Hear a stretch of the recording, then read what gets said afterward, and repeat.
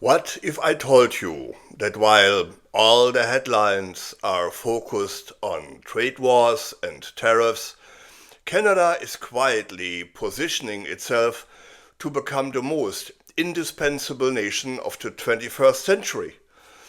What if the very things that make our land vast and cold, like the ancient rocks of the Canadian Shield, the remote territories, are about to become our greatest economic strength? In a world suffering between the US and China, everyone is scrambling for the building block of the future: rare earth minerals and copper. And as it turns out, Canada isn't just a player in this game. We are holding a winning hand. Today, we are going to connect the dots of my previous videos, taking a deep dive on how Prime Minister Mark Carney's government is playing the long game. A game that will grow our economy to be stronger than it has ever been. Let's start with what's at stake. In the 20th century, it was all about oil. In the 21st century, power is measured by the minerals that power your smartphone, your electric vehicle, your wind turbines, even advanced missile systems.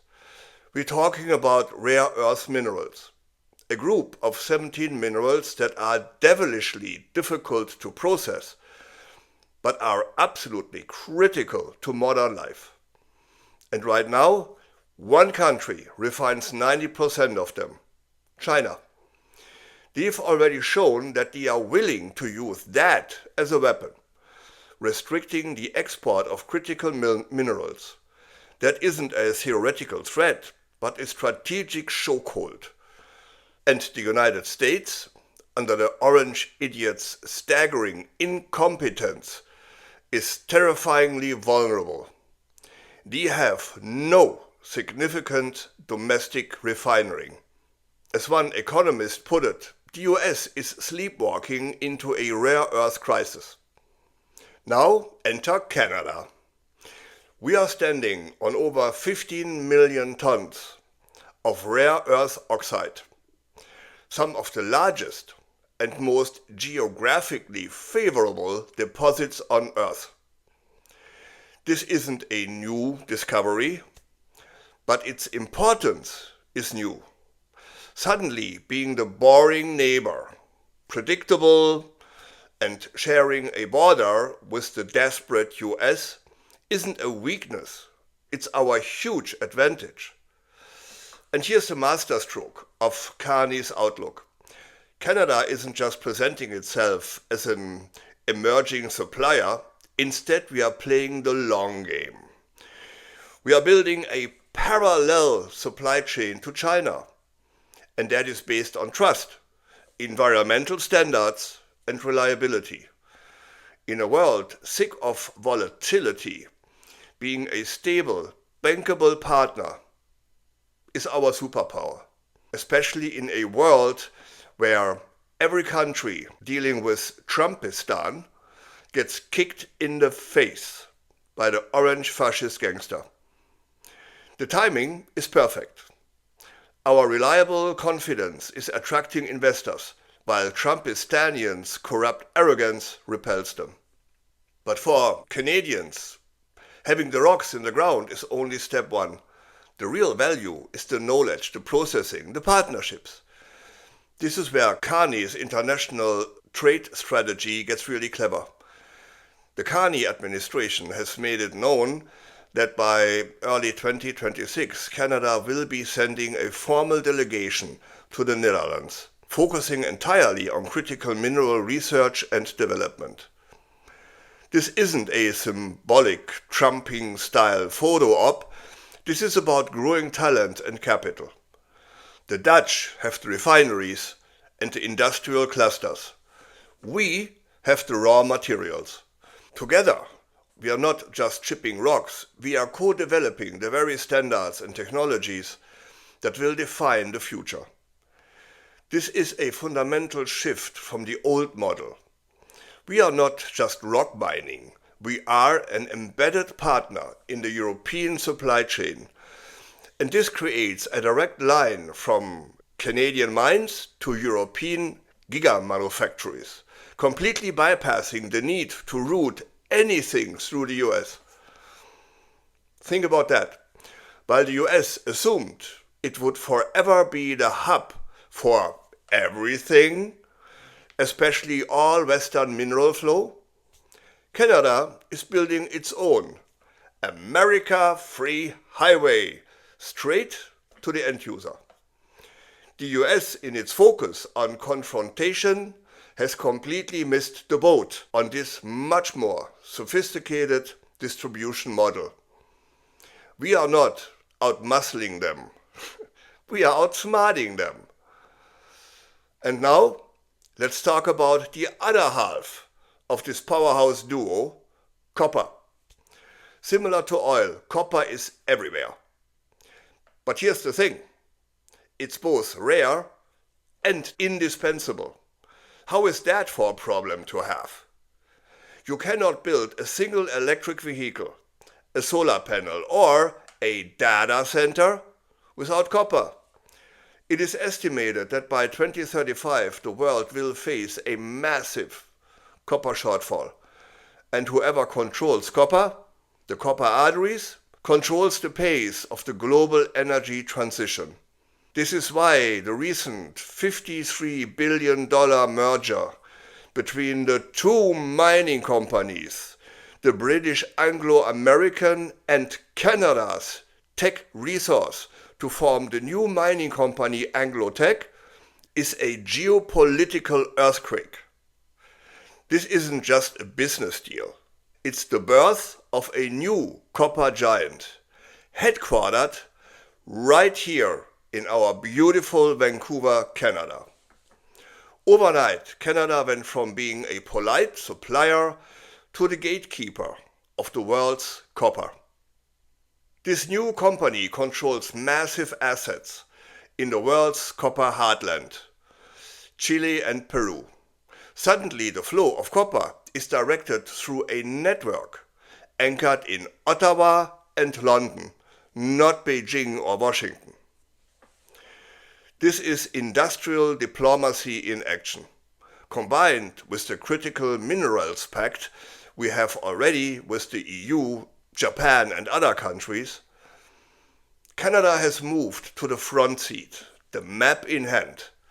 Every ton of copper we export will now carry a little bit of Canadian strategy in it. And the US? They are on the sideline. They assumed that they would always call the shots. But they neglected copper. Now, the Pentagon, which calls copper defensive critical, finds that its supply dependent on a neighbor it can't no longer take for granted. So, let's bring it together. What does all this mean for Canada? First, our economy doesn't just benefit from the direct sale of those minerals, but the infrastructure we build, like ports, roads, the energy grid, to support the mineral copper sector, will ease future developments for every other country we plan to grow. This is a rising tide that lifts all boats. Secondly, we are perfectly positioned geographically and politically between the European market in the west and the Asian market in the east. We are the stable, reliable bridge in a world that is strangled by fascistic arrogance. Prime Minister Mark Carney's geopolitical and economical outlook is rooted in that reality. While Ding Dong Donnie's America focuses on tariffs and short-term gain, Canada is building the foundational infrastructure for our next century's economy. We are not just surviving Trump's policies. Instead, we are using the disruption, They caused to architect a more resilient and powerful future. The 20th century was dominated by oil barons. The 21st century will be shaped by the nation that controls the minerals.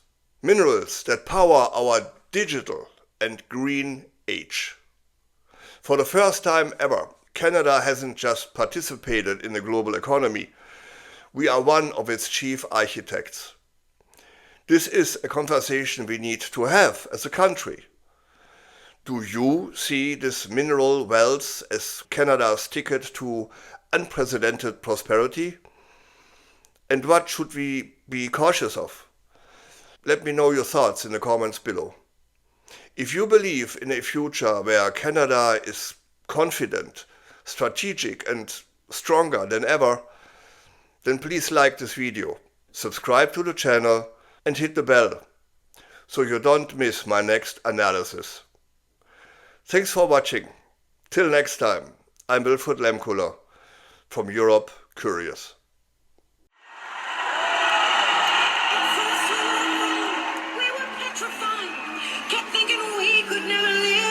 You by our side, and we spent so many nights thinking how you did us wrong.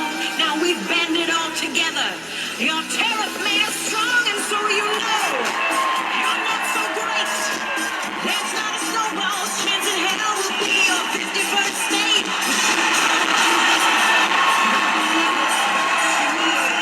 We really need our resources for more than we need you, so now just go. Walk out the door. We do not need you.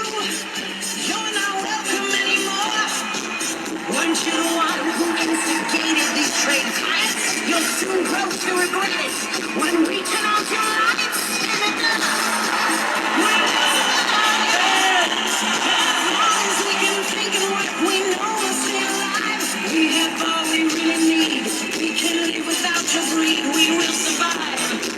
We will survive. There's been a change. It's time anew. We're not that fledgling little country stealing all of you. We are now a nation proud that is happy to be free. You didn't realize you gave us our own identity, so now just go. We will survive. As long as we can think and work, we know we'll stay alive. Yeah, but all we really need, we can live without your greed. We will survive. We will survive. We will survive. Survive. 51st state, my fucking ass. Go on, Canola.